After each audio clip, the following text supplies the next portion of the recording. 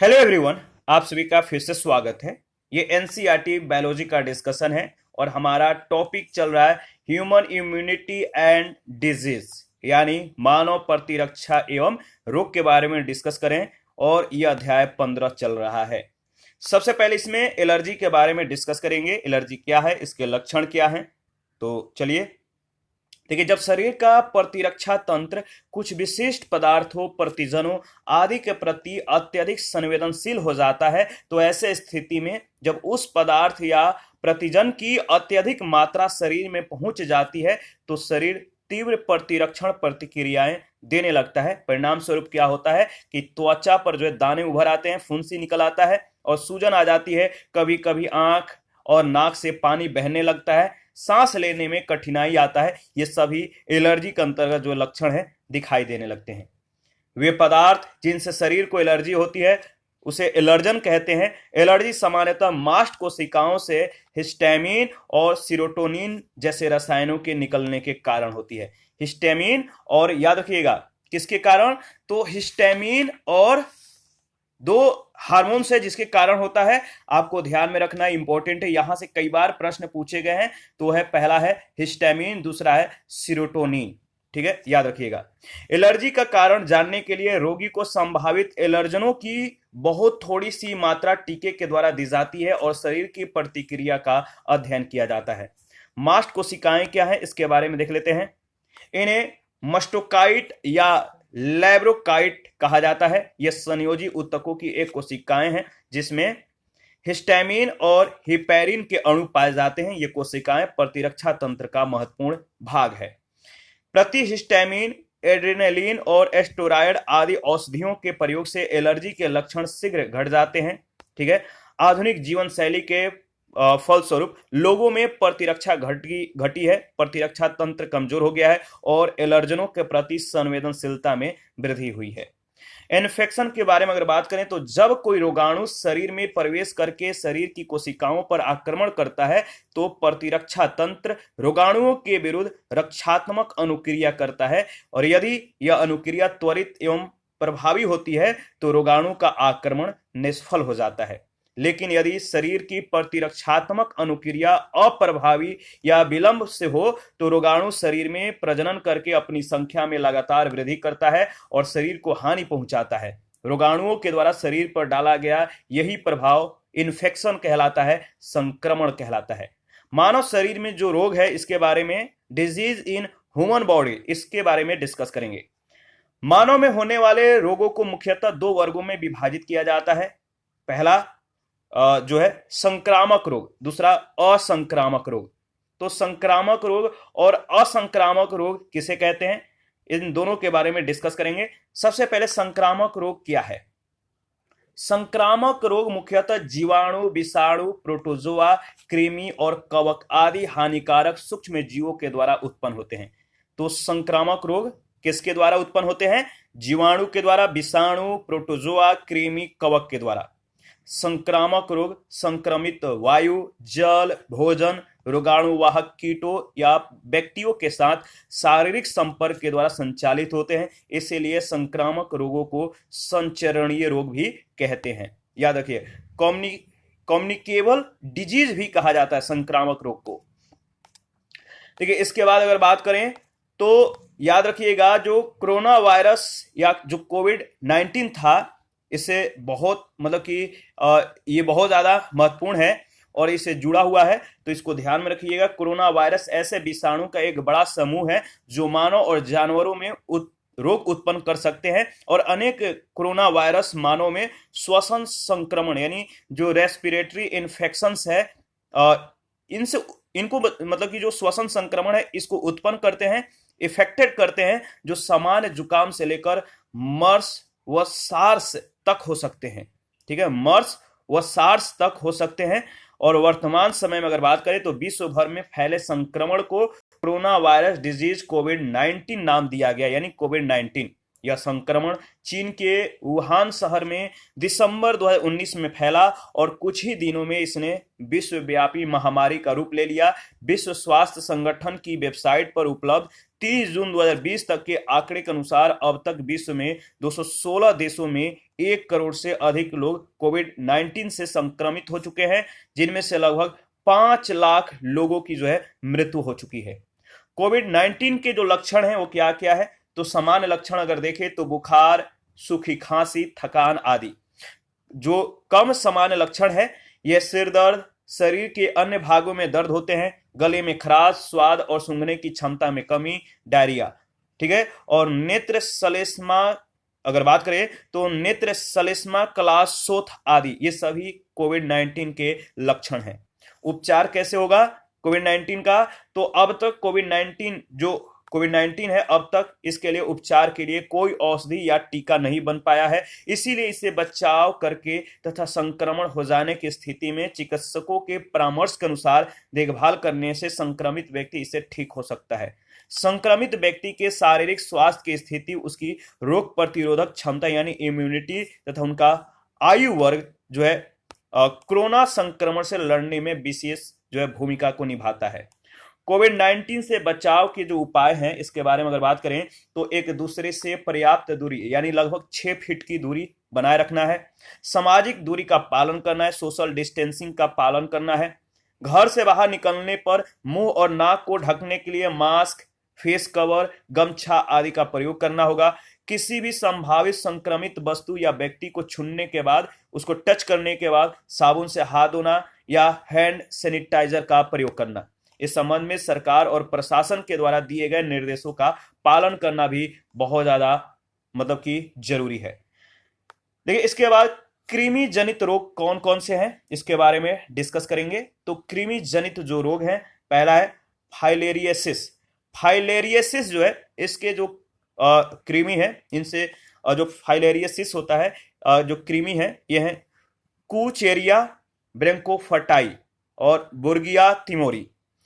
Taeniasis ये जो रोग होता है किस कृमि के कारण होता है, तो टीनिया सोलियम के कारण।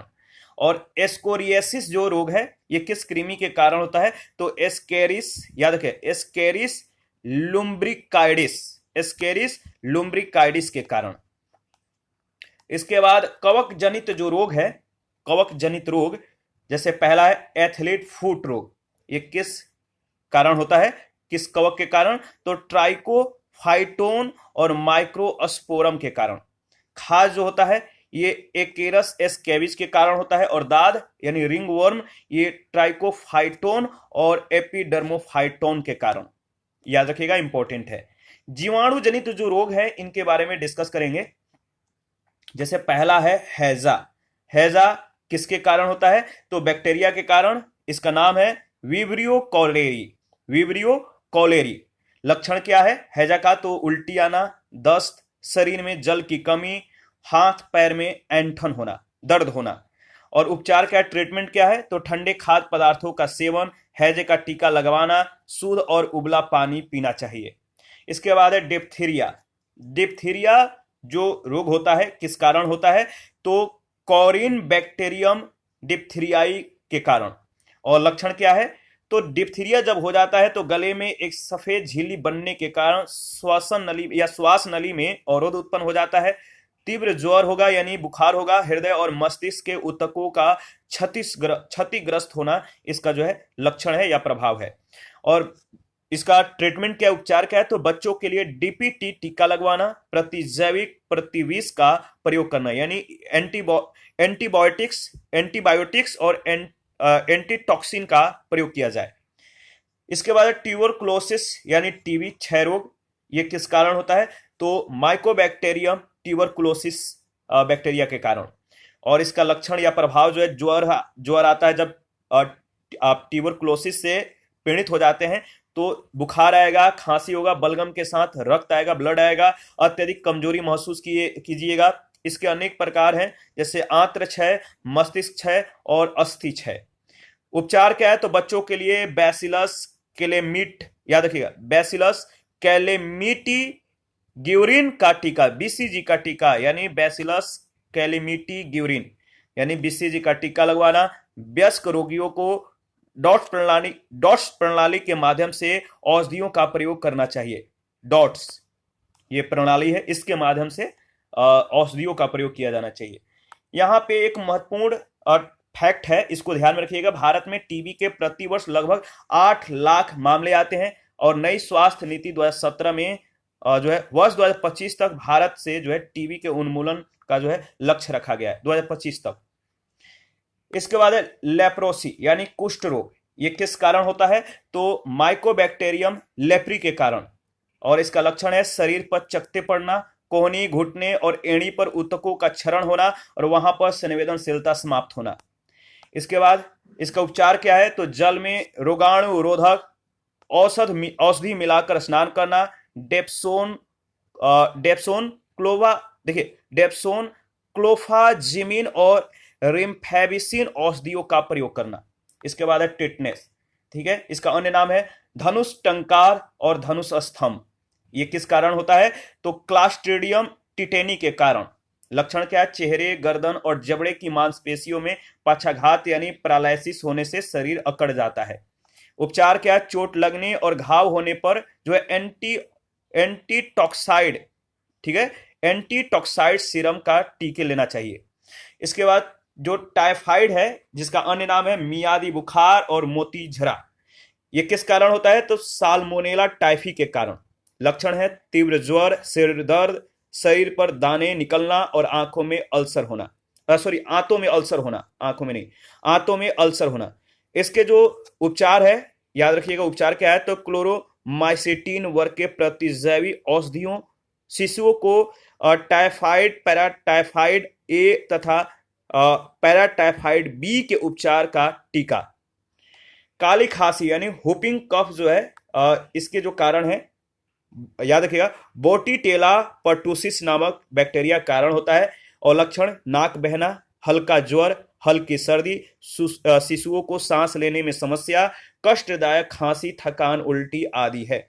और उपचार क्या है? शिशुओं के लिए डीपीटी का टीका काली खांसी के प्रति प्रतिरोधकता उत्पन्न करता है।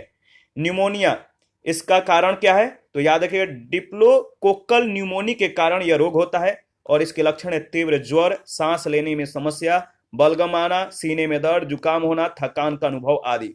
और उपचार क्या है? प्रतिजैविक यानी एंटीबायोटिक्स, प्रति विषाणु एंटीवायरल और प्रति कवक यानी एंटी फंगल औषधियों का प्रयोग करना चाहिए।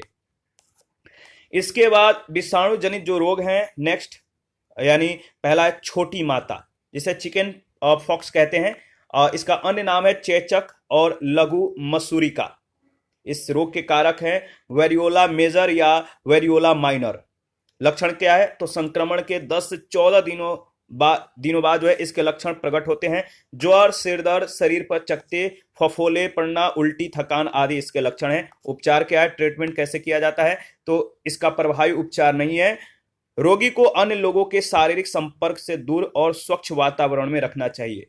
इसके बाद है पोलियो, अन्य नाम है, याद रखिए पोलियो का अन्य नाम क्या है?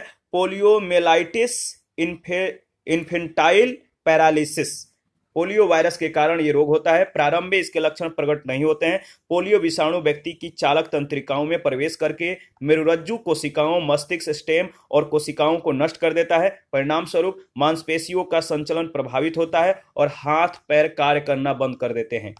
पोलियो की रोकथाम के लिए 2 प्रकार के टीके उपलब्ध हैं। पहला है निष्क्रिय पोलियो विषाणु और दूसरा है मौखिक पोलियो टीका।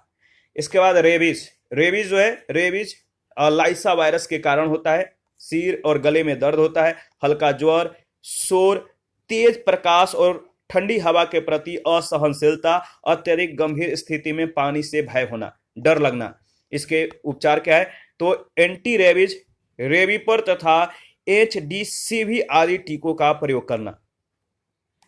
इसके बाद है एड्स, ठीक है, एक्वायर्ड इम्यून डिफिशियंसी सिंड्रोम इसका पूरा नाम है। और HIV के कारण यह रोग होता है, ह्यूमन इम्यूनोडिफिशियंसी वायरस के कारण होता है। और इसका जो लक्षण है, व्यक्ति का प्रतिरक्षा तंत्र जो है अत्यधिक क्षीण हो जाता है। उपचार क्या है? तो जब तक इसका उपचार नहीं हो पाता है, परंतु इससे बचाव ही जो है एकमात्र उपाय है। तो जब तक इस रोग से बचा नहीं जाए, मतलब कि इसका उपचार संभव नहीं हो पाता है, जब तक नहीं हो पाता है उपचार, आप ठीक नहीं हो पाते, तब तक दूसरे लोग से बचा रहना चाहिए।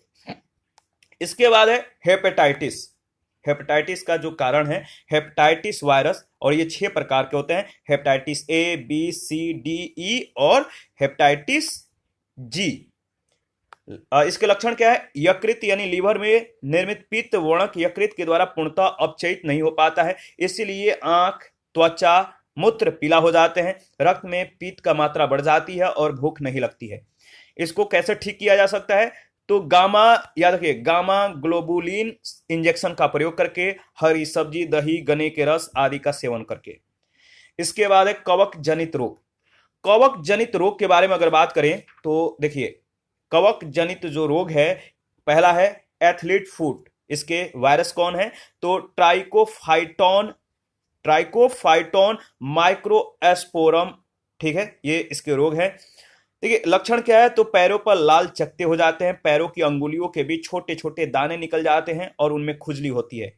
उपचार क्या है? तो प्रति कवक पाउडर, हाइड्रोजन पेरोक्साइड एवं आयोडीन, बेकिंग सोडा आदि के प्रयोग से संक्रमित क्षेत्र का उपचार किया जा सकता है। दूसरा है दाद, रिंगवर्म। इसका कारण क्या है? तो ट्राइकोफाइटोन एपिडर्मोफाइटोन के कारण ये रोग होता है। लक्षण क्या है? शरीर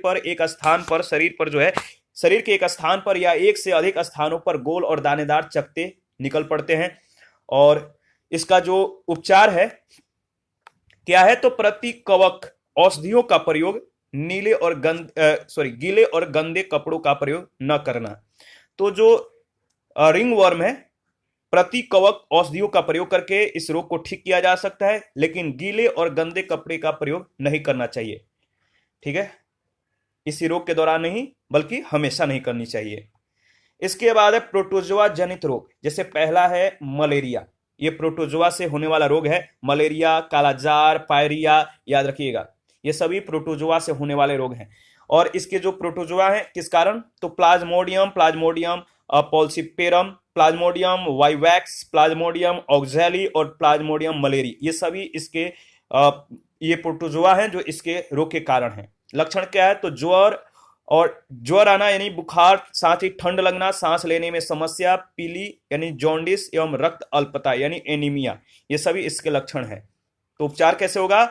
याद रखिए, क्लोरोक्विन या क्विनोन या जो कह सकते हैं क्लिडामाइसिन, मैफ्लोक्विन आदि औषधियों के प्रयोग और मच्छरों से बचाव करके इसका उपचार किया जा सकता है। तो क्विनिन, याद रखिए, क्विनिन।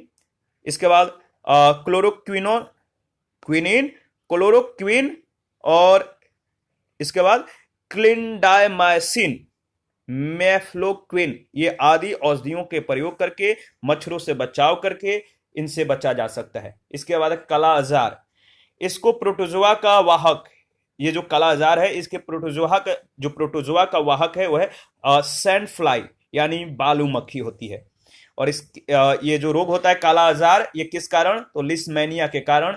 और लक्षण क्या है? तो कमजोरी आ जाता है, रक्त अल्पता यानी एनीमिया, त्वचा का रंग जो है गहरा हो जाता है, लीवर और प्लीहा के आकार में वृद्धि हो जाता है।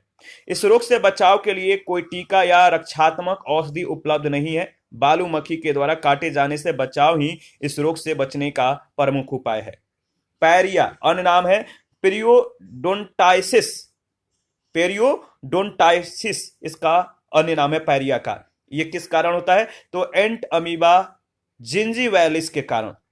और लक्षण क्या है? मसूड़ों में सूजन आ जाता है, दांतों से रक्त आता है, मुंह से गंध आता है, दुर्गंध आता है। उपचार क्या है? तो पेनिसिलिन के इंजेक्शन और विटामिन सी की गोली का प्रयोग करके दांतों को ठीक तरीके से सफाई करके इस रोग से बचा जा सकता है। इसके बाद है खाज।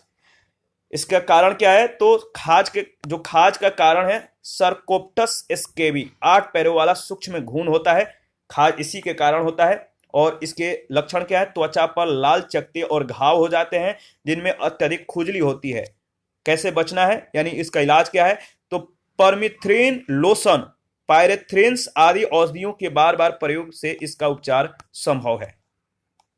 इसके बाद है कृमि जनित रोग। पहला है फाइलेरियसिस जो है फाइलेरियसिस, ये किस कारण होता है? तो फिलेरिडिया परिवार के कृमि कुचेरिया, ब्रैंकोप्टी, बुर्गिया, तिमोरी आदि के कारण। नाम थोड़ा सा अजीब टाइप का है, लेकिन याद रखिएगा जो फाइलेरियसिस है ये प्रोटोजोआ के कारण होता है और टीनियसिस भी ये प्रोटोजोआ के कारण होता है। तो जो प्रोटोजोआ है इसका नाम है फिलेरिडिया परिवार के कृमि कुचेरिया, ब्रैंकोप्टी, बोर्गिया, तिमोरी आदि। अधिक संक्रमण होने पर सामान्यतः पैरों की त्वचा मोटी होने लगती है और इसके प्रभाव से हाथ, वृषणकोश, योनि क्षेत्र आदि प्रभावित हो सकता है। उपचार क्या है? तो एल्बेंडाजोल, आइवरमेक्टिन, डायेथिल कार्बा प्लस मेंजाइन आदि औषधियों का प्रयोग करके। टीनियसिस क्या है? तो ये प्रोटोजोआ से होने वाला रोग है। टीनिया सोलियम या पोर्क टेपवर्म के कारण ये रोग होता है। लक्षण क्या है? पेट दर्द, चक्कर आना, डायरिया, कब्ज आदि। ऐसा भी हो सकता है कि किसी भी प्रकार के लक्षण स्पष्ट प्रदर्शित न हो।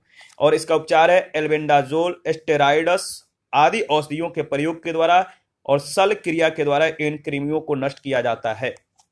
इस पर आधारित पहला प्रश्न पूछा गया है। प्रश्न क्या है कि एड्स जो एड्स होता है मानव प्रतिरक्षाहीनता विषाणु के द्वारा होता है, HIV के द्वारा होता है। तो एड्स मानव प्रतिरक्षाहीनता विषाणु के द्वारा होता है। इसका सही जवाब हो जाएगा रिट्रोवायरस। रिट्रोवायरस। यदि कोई मानवीय रोग विश्व के बृहद क्षेत्र में फैलता है तो उसे क्या कहते हैं? मान लीजिए कोई भी रोग है और ये विश्व के अनेक क्षेत्रों में फैल जाता है, बहुत ज्यादा क्षेत्रों में फैल जाता है, अनेक देशों में फैलता है, तो इसको बोलते हैं एपिडेमिक। क्या हो गया? एपिडेमिक। एक व्यक्ति से दूसरे व्यक्ति तक रोगों को संचारित करने वाले जीवों को क्या कहते हैं? बताइए। एक व्यक्ति से दूसरे व्यक्ति तक रोगों को संचारित करने वाले जीवों को कहते हैं वेक्टर। थर्ड नंबर है, निम्नलिखित में से कौन सा रोग विषाणु जनित नहीं है? निम्नलिखित में से कौन सा रोग जो है विषाणु जनित नहीं है? इसका सही जवाब हो जाएगा रिंडरपेस्ट। 5 नंबर है, निम्नलिखित रोगों में कौन सा रोग जीवाणु जनित है? कौन सा रोग जीवाणु जनित है? तो ये जो रोग है इसे बोलते हैं यक्षमा। मियादी ज्वर किस कारण होता है? टाइफाइड फीवर किस कारण होता है? तो जीवाणु के कारण। श्वेत प्लेग को सामान्यतः किस नाम से जाना जाता है? श्वेत प्लेग को किस नाम से जाना जाता है? तो क्षय रोग के नाम से जाना जाता है, याद रखिएगा। और आपका नेक्स्ट प्रश्न है, ट्यूबरकुलोसिस के विरुद्ध मुख्यतः किस वैक्सीन का प्रयोग किया जाता है? ट्यूबरकुलोसिस के विरुद्ध मुख्यतः किस वैक्सीन का प्रयोग किया जाता है? तो BCG का। किसका? BCG। इसके बाद DPT वैक्सीन में P किसे संदर्भित करता है? जो DPT वैक्सीन है इसमें P किसे संदर्भित करता है? तो पर्टुसिस का। पर्टुसिस इसका सही जवाब हो जाएगा। बी ऑप्शन बिल्कुल करेक्ट ऑप्शन है। और लेप्रोसी यानी कुष्ठ रोग को किस अन्य नाम से भी जाना जाता है? कुष्ठ रोग को किसी अन्य नाम से जाना जाता है। इस रोग का अन्य नाम है हैंसेन रोग, याद रखिएगा। इसके बाद प्रश्न संख्या 13 में पूछा गया है, क्या पूछा गया है कि निम्न में से कौन से एक विकल्प के द्वारा HIV एक व्यक्ति से दूसरे व्यक्ति में प्रसारित नहीं होता है? इनमें से वो कौन सा विकल्प है जिसके द्वारा HIV एक व्यक्ति से दूसरे व्यक्ति में प्रसारित नहीं होगा, उसमें स्थानांतरण नहीं होगा? तो मच्छर का काटना। ऑप्शन ए बिल्कुल करेक्ट ऑप्शन है। HIV विषाणु किसी व्यक्ति की रोधक क्षमता किस प्रकार कमजोर करते हैं? कि HIV विषाणु किसी व्यक्ति की जो रोधक क्षमता है वो किस प्रकार कमजोर करते हैं? इसका सही जवाब क्या होगा? तो इसका सही जवाब हो जाएगा लसिकाणुओं को नष्ट करके। लसिकाणुओं को नष्ट करके इसका सही जवाब है। और 15 है, पोलियो के टीके की खोज किसने की थी? यह प्रश्न कई बार पूछा गया है, इसको ध्यान में रखिएगा। पोलियो के टीके की खोज जो है जोनास साल्क ने किया था, जोनास साल्क। और 16 नंबर है, भारत को किस वर्ष विश्व स्वास्थ्य संगठन के द्वारा पोलियो ग्रस्त देशों की सूची से बाहर कर दिया गया था? भारत को किस वर्ष WHO के द्वारा पोलियो ग्रस्त देशों की सूची से बाहर कर दिया गया था? तो इसका सही जवाब हो जाएगा 2012, यानी ऑप्शन ए बिल्कुल करेक्ट ऑप्शन है। और पित्त ज्वर यानी डेंगू बुखार किस रोगवाहक के द्वारा संचारित होता है? डेंगू बुखार यानी पित्त ज्वर किस रोगवाहक के द्वारा संचारित होता है? तो एंडिस एजिप्टी के कारण, यानी इसका सही जवाब हो जाएगा एंडिस एजिप्टी। हेपेटाइटिस बी निम्नलिखित में से हेपेटाइटिस बी निम्नलिखित में से किसके कारण होने वाला संक्रामक रोग है जो यकृत को प्रभावित करता है? हेपेटाइटिस बी निम्नलिखित में से किसके कारण होने वाला संक्रामक रोग है जो यकृत को प्रभावित करता है? तो इसका सही जवाब हो जाएगा वायरस, ऑप्शन ए बिल्कुल करेक्ट ऑप्शन है। मेनिंजाइटिस रोग किसको प्रभावित करता है? मेनिंजाइटिस रोग किसको प्रभावित करता है? तो इसका सही जवाब हो जाएगा मेनिंजाइटिस रोग जो है ये मस्तिष्क को यानी ब्रेन को प्रभावित करता है, दिमाग को प्रभावित करता है। और नेक्स्ट है चेचक, स्मॉल पॉक्स होने का जो कारण है वो क्या है? स्मॉल पॉक्स होने का कारण है variola virus, variola virus. 23 number, निम्नलिखित में से कौन सा बर्ड फ्लू वायरस है जिसे एवियन फ्लू वायरस भी कहा जाता है? वह कौन सा ब्लड फ्लू वायरस है जिसे एवियन फ्लू वायरस भी कहा जाता है? और यहां से कई बार प्रश्न पूछे गए हैं। तो ब्लड जो फ्लू वायरस है या जिसे एवियन फ्लू वायरस भी कहा जाता है यह H5N1, H5N1। प्रश्न संख्या 24 है जापानी एन्सेफेलाइटिस का कारक होता है। जापानी एन्सेफेलाइटिस का जो कारक होता है वो बताइए कौन होता है? जापानी एन्सेफेलाइटिस का कारक होता है विषाणु। देखिए जीका वायरस किसके द्वारा मनुष्य में संचारित होता है? जीका वायरस किसके द्वारा मनुष्य में संचारित होता है? इसका सही जवाब हो जाएगा मच्छर के द्वारा, ऑप्शन बी। एथलीट फुट नामक बीमारी किससे उत्पन्न होती है? एथलीट फुट नामक बीमारी जो है किससे उत्पन्न होती है? तो इसका सही जवाब है कवक, यानी ऑप्शन बी बिल्कुल करेक्ट ऑप्शन है। 28 नंबर, निम्नलिखित में से किसकी उच्च स्तर में उपस्थिति से डायबिटीज होता है? किसकी उच्च स्तर में उपस्थिति से डायबिटीज यानी मधुमेह रोग होता है? तो इसका सही जवाब हो जाएगा, बताइए। इसका सही जवाब हो जाएगा ग्लूकोज, यानी सी ऑप्शन। मधुमेह के उपचार के लिए प्रयुक्त इंसुलिन हार्मोन का आविष्कार किसने किया था? तो मधुमेह यानी डायबिटीज के उपचार के लिए इंसुलिन हार्मोन का आविष्कार किसने किया था? इसका नाम याद रखिएगा, F.G. बेंटिग, F.G. बेंटिग, यानी ऑप्शन ए बिल्कुल करेक्ट ऑप्शन है। कैंसर के ऊतकों की जांच के लिए क्या प्रयोग की जाती है? कैंसर के ऊतकों के जांच के लिए बायोप्सी की जाती है, यानी डी ऑप्शन जो बायोप्सी होगा इसका सही जवाब हो जाएगा। और 31 है ल्यूकेमिया एक प्रकार का कैंसर है जिसमें असाधारण वृद्धि होती है। ल्यूकेमिया एक प्रकार का कैंसर है जिसमें असाधारण वृद्धि होती है। तो इसका सही जवाब हो जाएगा श्वेत रक्त कोशिकाओं की संख्या में। ल्यूकेमिया एक प्रकार का कैंसर है जिसमें असाधारण किस्में तो श्वेत रक्त कोशिकाओं की संख्या में असामान्य या असाधारण वृद्धि हो जाती है। कालाजार का संचार किससे होता है? कालाजार का जो संचार होता है वो सिक्ता मक्खी के द्वारा होता है। किस मक्खी के द्वारा? सिक्ता मक्खी। 35 है काली खांसी से बचाव के लिए शिशुओं को कौन सा टीका लगाया जाता है? काली खांसी से बचाव के लिए शिशुओं को डीपीटी का टीका लगाया जाता है, इसको याद रखिएगा। मादा क्यूलेक्स मच्छर निम्नलिखित में से किस रोग की वाहक है? मादा क्यूलेक्स मच्छर निम्नलिखित में से किस रोग की वाहक है? इसका सही जवाब हो जाएगा फाइलेरिया, याद रखिएगा फाइलेरिया इसका सही जवाब है, ऑप्शन बी। 40 नंबर है प्रथम एंटीबायोटिक की खोज किसने की थी? प्रथम एंटीबायोटिक की खोज ए फ्लेमिंग ने की थी, ए फ्लेमिंग। टीका यानी वैक्सीनेशन का आविष्कार किसने किया था? वैक्सीनेशन का आविष्कार एडवर्ड जेनर ने किया था। किसने? एडवर्ड जेनर ने। नेक्स्ट प्रश्न है 42, पूछा गया है कि किस वैज्ञानिक के द्वारा चेचक के टीके का आविष्कार किया गया था? किस वैज्ञानिक के द्वारा चेचक के टीके का आविष्कार किया गया था? तो एडवर्ड जेनर के द्वारा, एडवर्ड जेनर। इसका सही जवाब हो जाएगा option A. 43 oral polio vaccine, मुंह में जो पिलाया जाता वैक्सीन है जो पोलियो होता है, ओरल पोलियो वैक्सीन किसके द्वारा विकसित की गई थी? तो पोलियो जो पोलियो है किसके द्वारा विकसित की गई थी? तो ओरल पोलियो वैक्सीन जो है अल्बर्ट साबिन के द्वारा जो है विकसित की गई थी, अल्बर्ट साबिन। और 45 में सूची 1 सूची 2 के साथ आपको मिलान करना है। सूची 1 सूची 2 के साथ मिलान कीजिए। तो चलिए मिलान करते हैं।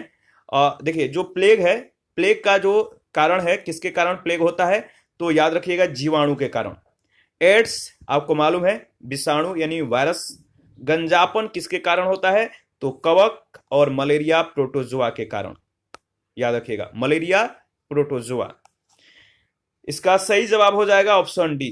और 50 नंबर में भी सूची 1 सूची 2 के साथ, 50 नहीं 45 के बाद 46 होगा।